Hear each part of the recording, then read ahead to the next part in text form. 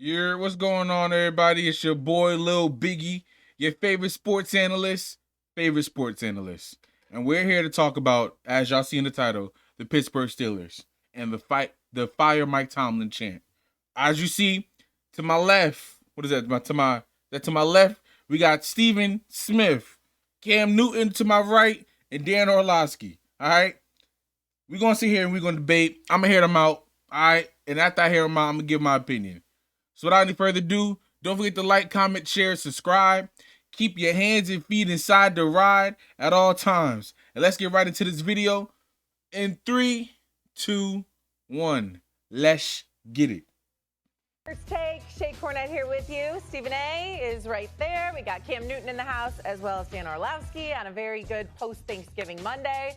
Bears in first place in the NFC. First thing out your mouth. All right. Well, what do you think I was going to do here? There we go, Bears. There we go, yeah. But let's go to the AFC first. We'll talk about that all later on. The AFC yesterday, a little bit perplexing, I think is the word I'll use. Bills beat the Steelers 26-7 in Pittsburgh in what was a very disappointing outing for the Steelers defense and Aaron Rodgers. Buffalo rushed for 249 yards. Aaron Rodgers struggled, wearing a cast on that broken left wrist. Just didn't look right, and the Steelers have now dropped 5 of 7 since starting the season 4-1. Steelers fans were not happy, chanting "Fire Tomlin" during the loss. And so here is Coach Tomlin's reaction post-game. What goes through your mind when the crowd chanting to fire you in your home stadium? Man, I share their frustration tonight, man. We didn't do enough. And that's just the reality of it. The solutions to turn this thing around exist in your building? Certainly. What gives you the confidence that they do? Keep watching. Keep watching. There is still hope for the Steelers. They are tied for the top of the AFC North with the Ravens right now, but let's focus more on the head coach here.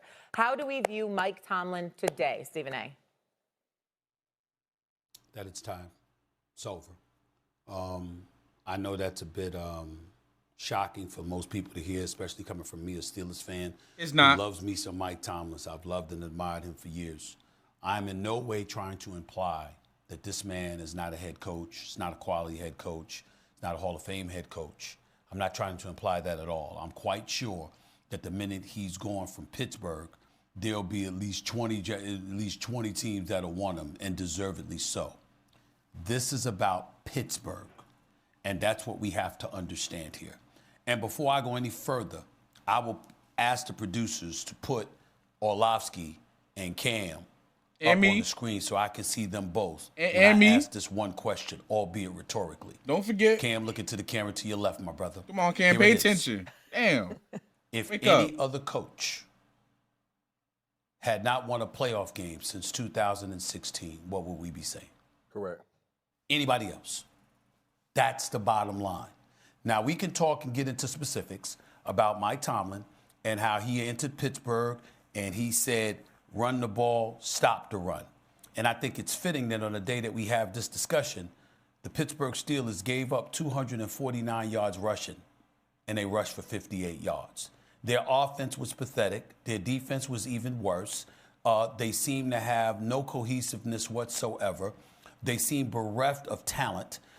And that's not what we anticipated coming into this season when they went and spent about $175 million improving that defense. But I'm saying, as it pertains to Tomlin, Cam, and Dio, shove all of that aside. You're Steeler Nation, and anybody that's involved with sports, that covers sports, will tell you what is the absolute worst position to be in. Mediocre, middle of the road. You're not a championship contender, and you don't stink enough to position yourself to be very, very high in the draft where you can ultimately improve your roster through the draft. They have been a model of mediocrity or slightly above for over a decade. That's unacceptable. And so I think that when you heard it hurt me. It literally hurt me to hear chants of fire Mike Tomlin, because I don't wish that on anybody, but especially that brother and what he's meant to the Pittsburgh Steelers for 19 years. But this is not about whether or not he can coach. This is about results. And in the city of Pittsburgh, in Steeler Nation, they had every right to express themselves the way that they did. It was not off kilter. It was not wrong. It was none of those things, because what they're saying is that we haven't won a playoff game in 10 years. We don't even know if we're going to make the playoffs this go round. And looking at this team, even if we did make the playoffs, it'll be officially, 10 years from 2016 to 2026 that we won a playoff game. And to be rhetorical, I'll end by asking the same question I just asked 2 minutes ago. Mm-hmm. If any coach in any sport goes 10 years without winning a playoff game, what are you going to say? There's nothing you can say in their defense. Not even Mike Tomlin can speak in his own defense for 10 years without a playoff win. Yeah, I mean, you're 100% correct, Stephen A. And I attack it through this. The rollout of what your offseason acquisitions was to do did not pan out. It was a mismanagement of offseason moves that everybody has to be held accountable, especially when you know the person that you got rid of is shining somewhere else. That person, George Pickens. What's the biggest issue that I've been saying amongst others this whole year?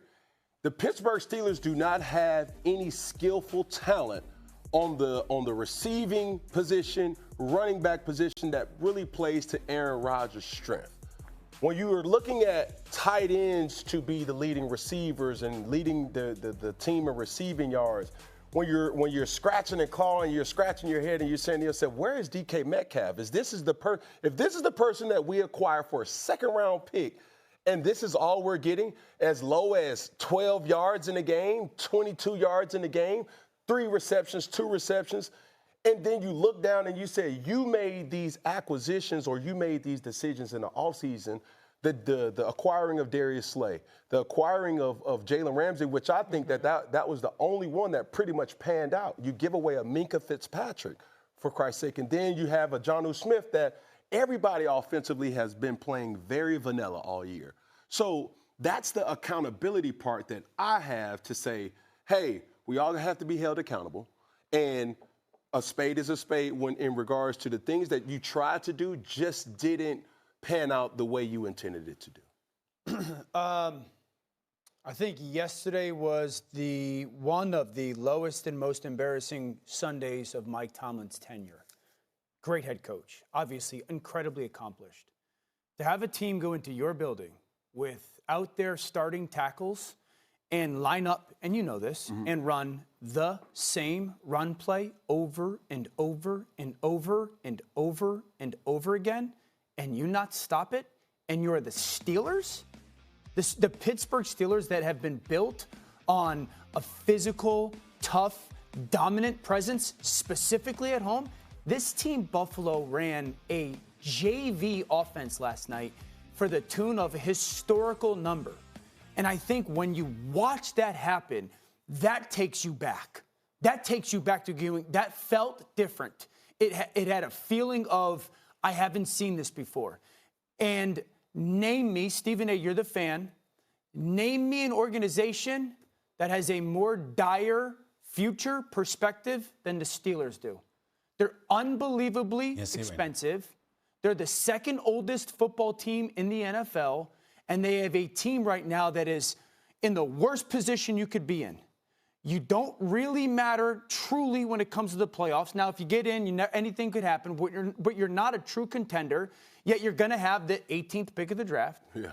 And so you're sitting here going, what are we future-wise? I don't know of an organization that we could sit there right now and be like, the future looks as bleak as it does for Pittsburgh right now. So I'm going to stop you right there. Dan Orlovsky, Cam Newton, and Stephen Smith. Okay? First of all, Stephen, I don't even know what the A stands for in Smith, but I'm going to say the A stands for annoying. All right? Stephen Annoying Smith. Okay? I didn't want to hear you say anything about as a Steelers fan because you ain't say nothing positive about the Steelers since the 70s. You might have been born then. Okay? I can't really trust your judgment when you wear the type of hairstyle you wear. Okay? That's first and foremost. I don't even know what you ask when you go to the barber. What do you ask for that type of haircut? I can't tell you. Cam Newton, I can never trust your judgment because of the way you dressed. All right. If I judge anything by your opinion and the way you dress, I'm good. I don't need any advice from you about fashion tips, and I really probably don't even need no advice from you about no Steelers football or football in general. Yes, you're a quarterback, Hall of Famer, great guy, all that, but look at that hat, sir. I don't know if you hunting rabbits, is rabbit season, or what you're doing, but we're here to talk sports. All right, Dan Orlovsky, enough said. Anyway, let's talk some facts. Stephen Anthony Smith, Cam Newton, I don't know your middle name, and Dan Orlovsky. One thing, let me ask you guys a question. When the Bills got whipped by the Miami Dolphins, did they boo? Did they boo Sean McDermott? Huh? No, right? Why didn't they boo? Because it was just a loss, right? It doesn't mean, burn everything to the ground, right? Okay, how about when the Chiefs lost to the Jaguars? No? Did they then boo Andy Reid and say fire Andy Reid? No. Okay. I'm just a little curious, that's all, because I just want to know, when we lose, why is it that everyone wants to burn everything to the ground? Why is it then fire this, is then fire that? That for me, for the life of me, I never understood it. I never quite got it. I never could grasp it. It has never made sense to me. Okay? So let me speak some facts real quick. Yesterday was an abysmal performance. It was egregious, okay? Offense couldn't get on the field to score points. Defense, though they did have moments, we can't deny the defense did have moments. That first half, we limit the Bills to 6 points, I believe. Maybe it's 6 points, and then the second half, it just all fell through. I don't fully blame the defense all the way, if we're really being honest. If the offense could hold the ball, walk down, and stop punting every third down, yeah. Decision-making, there was the decision-making as well. I will even raise an eyebrow at how we ran the ball for 3rd and 9, but didn't go for it on 4th and 2 and decided to punt it. There are some questionable decisions that have been made that I raised the eyebrow and said, what made you do that? But if we start listing, as Stephen A. Smith said, name a coach for 10 years that haven't did this, and that, I'm going to name them. You ever heard of a name called Sean McVay? Super Bowl champion, 2021. But from 2017 to 2025, what happened? No? They made the playoffs, but then they lost. Lost in the wild card, lost in the division, lost in the wild card, lost in the division, lost in the division. No?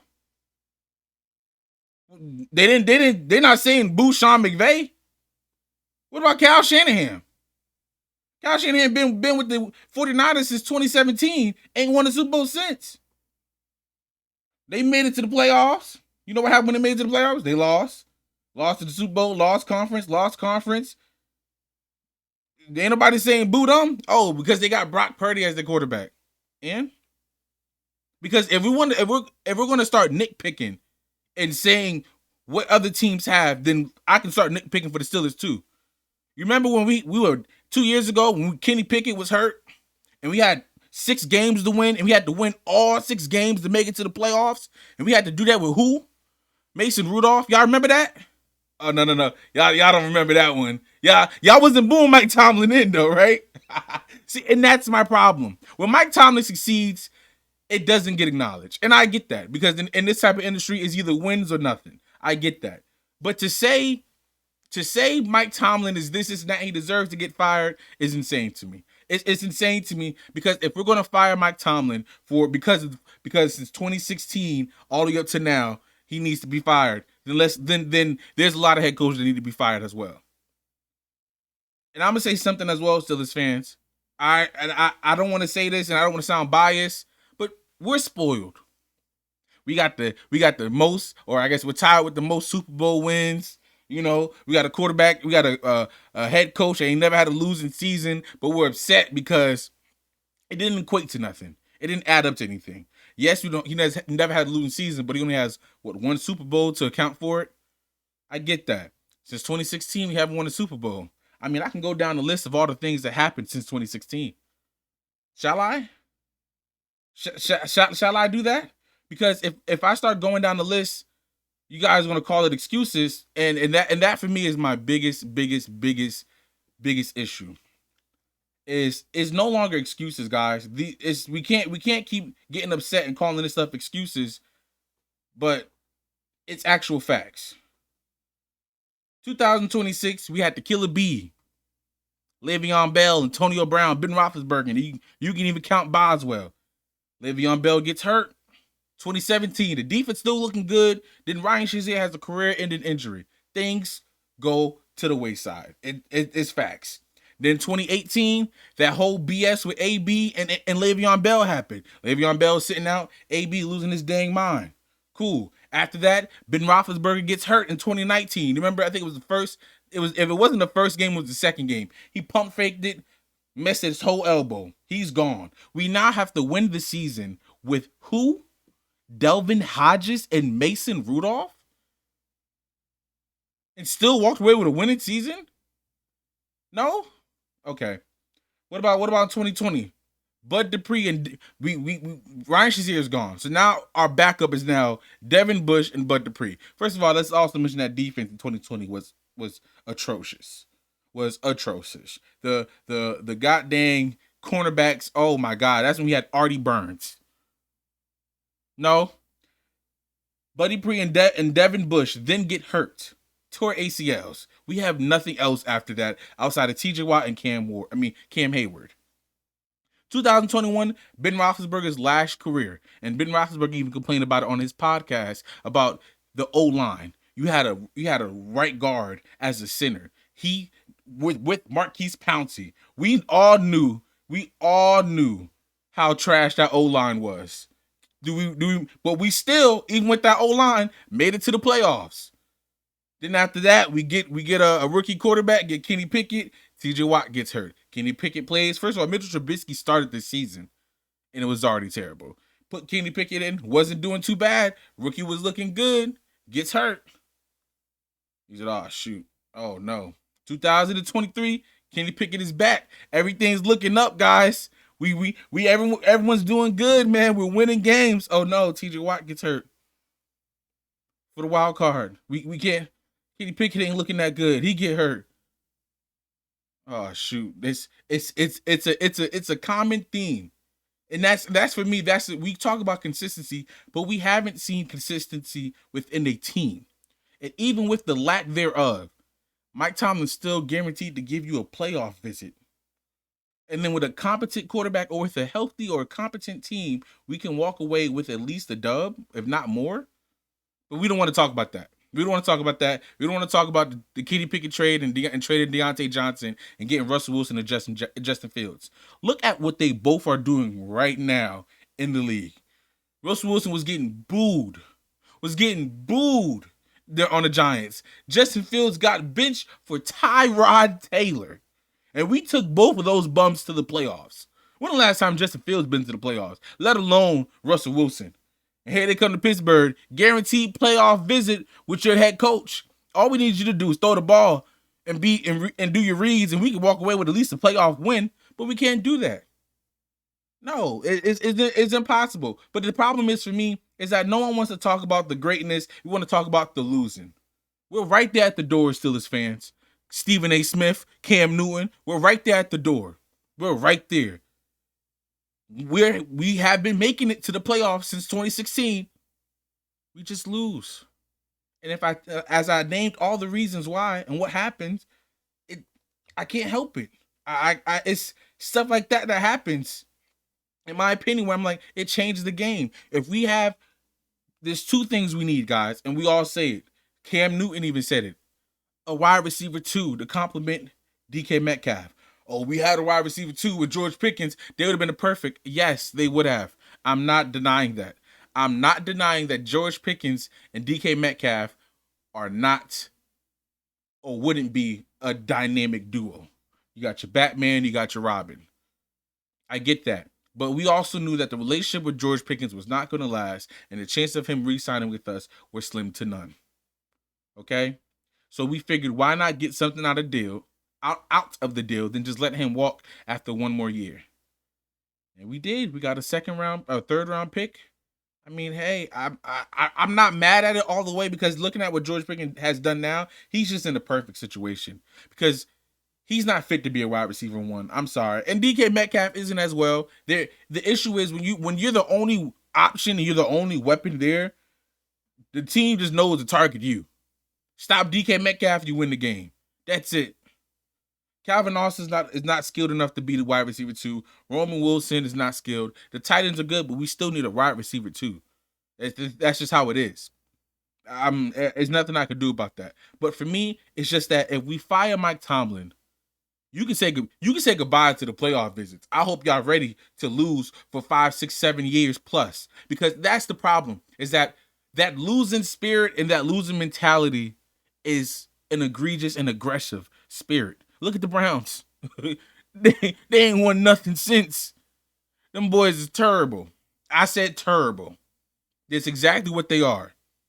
And they're stuck like that because they're so used to tanking. They're so used to losing. They're so used to rebuilding that winning, they don't even care. Look at Myles Garrett. That brother was complaining, I'm tired of losing. I'm tired of this, and was ready to walk. They said, let's throw you some more money and shut you up. That's it. They don't care about winning over there. If they just started Shador. they've been crappy before then. Look at the Titans. They've been crappy for X amount of years. When Arthur Smith was there, they at least got to the playoffs, but still didn't amount to nothing, and Arthur Smith left. Look at these mediocre teams. The Detroit Lions just got good. They were mediocre and below mediocre, if we're really being honest, all before then. I'm sorry. I can't be upset that Mike Tomlin makes it to the playoffs and lose. There's 32 teams. Only a few select can make it. That's one. So if you're mad that you're right there in the middle, I'm not mad at that. I'm sorry. We're right there. We're making it to the playoffs with Mason Rudolph. Let me say that again. Let me get a little closer. Maybe you guys not hearing me.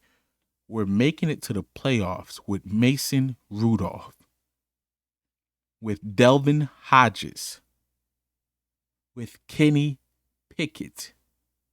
We're making it to the playoffs.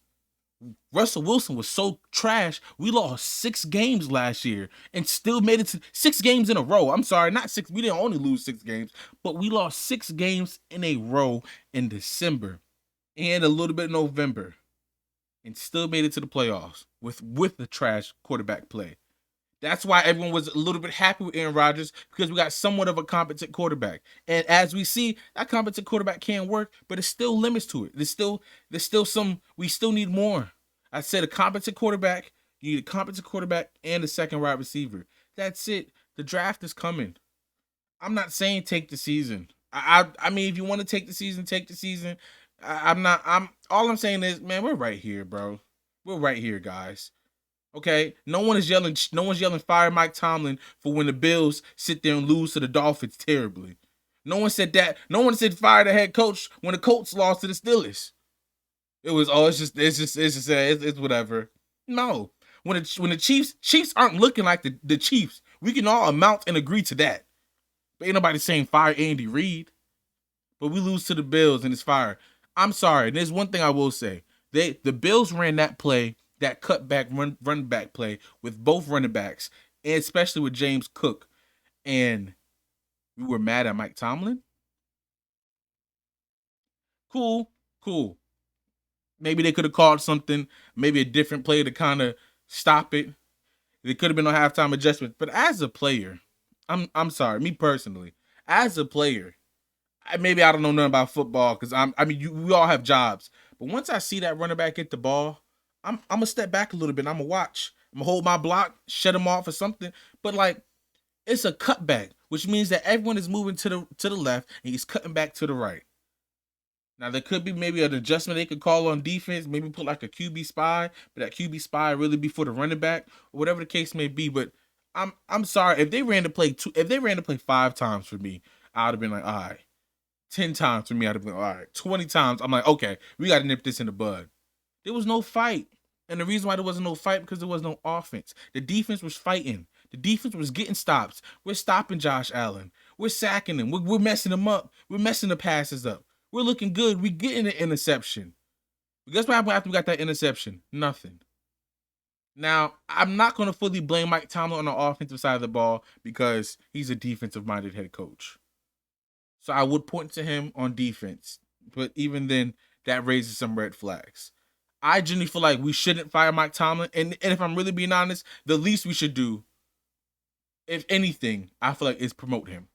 Mike Tomlin brings a lot to the industry. He brings a lot to the team. He brings a lot to the culture. To let a guy like that walk away into another franchise, I wouldn't do that. I remember the Celtics did it with the head coach Steven something. He was doing good for the Celtics, and then they just promoted him to like some type of like consultant or ambassador or something. Give Mike Tomlin a BS name, job, whatever, so he can still oversee, can still motivate. Because don't nobody pull and will his players together like Mike Tomlin does in order to get some dubs. I'm sorry. I really see you give any other head coach, this type of team and the type of quarterback playing the offense is playing and everything else. You give them the Mason Rudolph and the Chase Claypool type of offense. They're not walking away with a playoff visit. I can stand by that and I can attest to that. And if you guys can't attest to that, then you're just basing your stuff off of emotion. I'm sorry. It takes a lot of work to build a team up, and it takes a lot of work to will them into victory, let alone make it a playoff. That takes a lot of work. It takes a lot of dedication. That takes a lot of motivation. Some teams aren't built like that, I feel like. Some head coaches can't do that. Mike Tomlin can. But if you believe differently, please comment below. I'm gonna be waiting in the comment section, all right? Got my little cup. I got my drink. I'm ready to go. I'm ready to argue, and I'm ready to fight. So let's go in the comments if you disagree. I understand, Steelers fans. It hurts and it sucks to lose. It does. I was upset. I didn't even finish watching that game. I cut off the TV, went to bed, thought about life, thought about work, what I have to do tomorrow, get ready, get my mind right. That's what I did. Because that game did suck. That game does hurt. It happens. It does happen. But that does not mean we just put fire to everything and burn everything to the ground. No. No. Nah, this was back in 2016 when we holding on to Ben Roethlisberger and we keep him for X amount of years, even though we did keep him too long, in my opinion. This isn't that same team. We have acknowledged that. We would have never traded half of these players, fire offense coordinators middle of the season. None of that. We would have never did that. That's why I'm like, let's wait. Okay, guys. Playoffs is here. Draft class is coming up. We got Will Howard in the make. Let's maybe draft another quarterback just in case. And let's get a wide receiver and see what that does. But to sit here and to yell fire Mike Tomlin and to get that brother out of here and think that another head coach is going to be able to do what Mike Tomlin has done and better. I'm not even talking about the multiple years to see the season. I'm just talking about making it to the playoffs. I hope you guys are going to be ready for that. I really do. If you guys are ready for 1 in 15 seasons, 2 in 15, if y'all ready for that, then go ahead, man. I'm me personally, I'm not ready for that. That's not gonna be fun to me. Is to watch a team lose and only win two games out of the season just for draft picks. I'm sorry. We're sitting here getting draft picks with the players we got now. With Justin Fields, we getting decent draft picks. With the Russell Wilson and the walks of other offensive linemen, we got a decent amount of draft picks. We picked up another one with the George Pickens trade. We can make stuff work. We can make stuff shake. That's how you do it. You still compete and be able to work and figure stuff out without having to tank a whole dang season. The Chiefs did it. They were in the playoffs before Patrick Mahomes was there. They took Alex Smith to the playoffs and was a decent, okay team. Then somehow landed Patrick Mahomes and still worked. And now look at them. It's possible. You don't have to tank. You don't have to fire Mike Tomlin and then just everything's going to make sense now. That's not how it works, guys. It's not. I'm sorry. I wish that was the case. I wish we could point fingers at that one problem and then everything else falls through. That's not the case. Terrell Austin needs to go. That's the first person. I said that. I was saying that before when I saw Minka Fitzpatrick hurt and he was on the sideline yelling at Terrell Austin, forcing him to call a timeout because they was in the wrong defense. And look what happened. They called the next play. Minka Fitzpatrick called it particularly. And it got to stop and it led the team to a victory.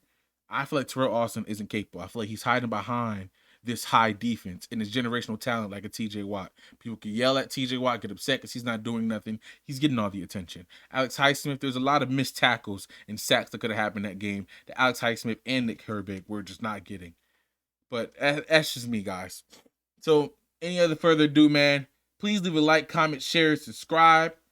Thank you so much for tuning in. If you've been here this long, comment Steven Annoying Smith, and I'm gonna pick a lucky winner, and I'm in the mood to giving. It's Christmas, so Christmas coming up. But yeah, so that's it, y'all. That's all I'm doing, man. But it hurts. It hurts. But until next time, y'all, say it with me. Peace.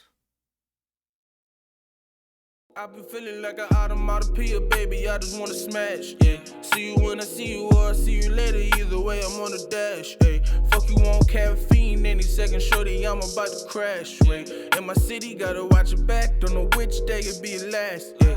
I've been feeling like an automatopoeia, baby, I just wanna smash, yeah. See you when I see you, or I'll see you later, either way, I'm on the dash, yeah. Fuck you on caffeine.